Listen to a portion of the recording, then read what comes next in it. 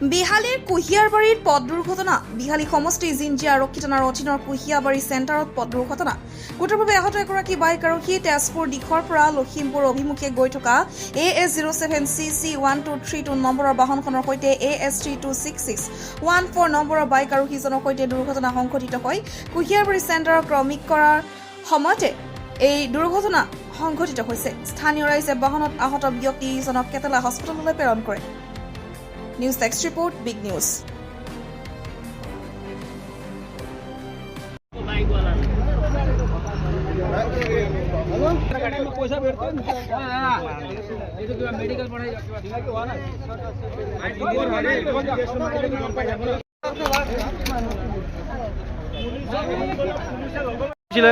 কেনেকৈ হৈছিলে?